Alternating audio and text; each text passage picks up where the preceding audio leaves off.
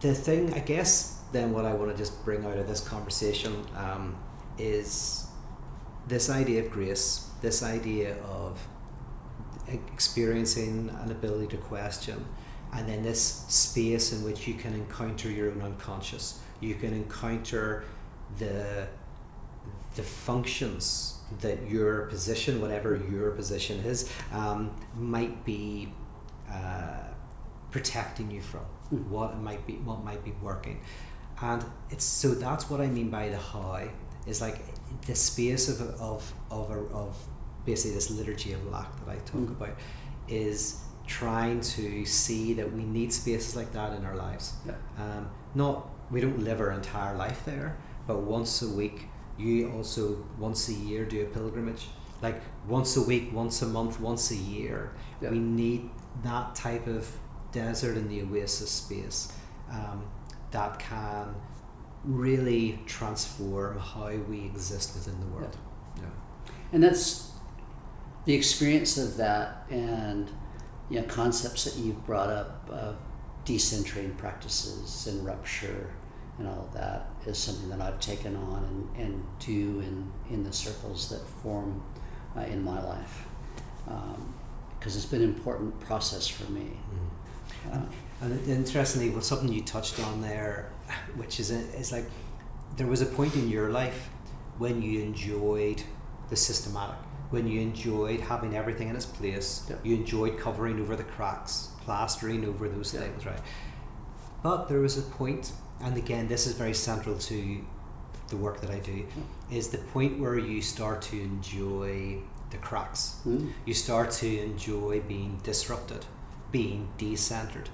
And that's very key for me, because enjoyment has to be galvanized.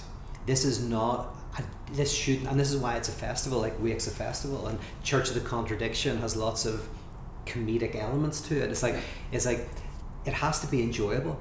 If sometimes kind of there's the activist side of the world can sometimes be very dour, always beating ourselves up, and now there's an enjoyment in that, but it's a very hidden enjoyment. So what you did is, from getting enjoyment out of holding yourself together, you started to allow yourself to enjoy doubt, to enjoy unknowing, to enjoy, as you said, like when you mentioned at Wake, that you actually enjoy the things you agree least with now.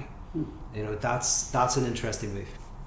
I'll say one final thing then about a phrase that you used, which I love, which is enjoying your enjoyment.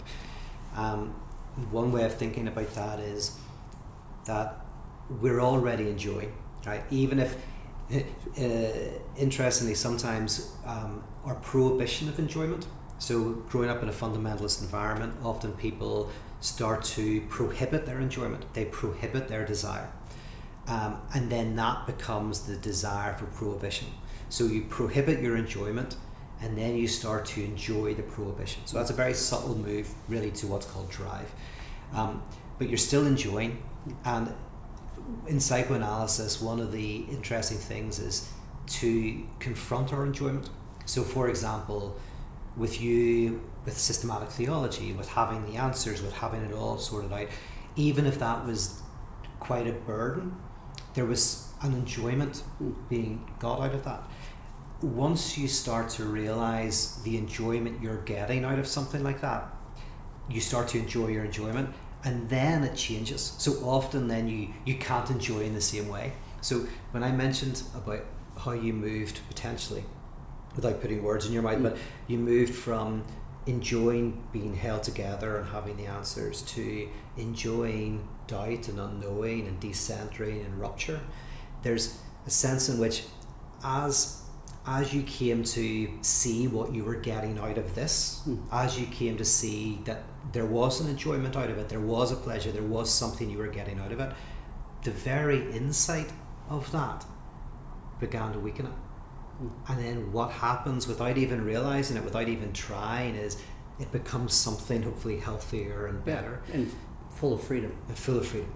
So for me, for many of us, especially neurotics or whatever, but for anybody, enjoying your enjoyment means asking yourself, what am I getting out of my ex, right? This relationship that might not be great, this religion that sometimes makes me depressed and feel like a burden or a weight, or makes me feel like I've got like certain sexual purity things that I feel are oppressive. What maybe am I getting out of that? What actually is my enjoyment?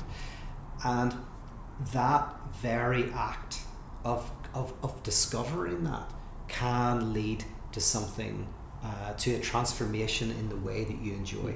And as I say,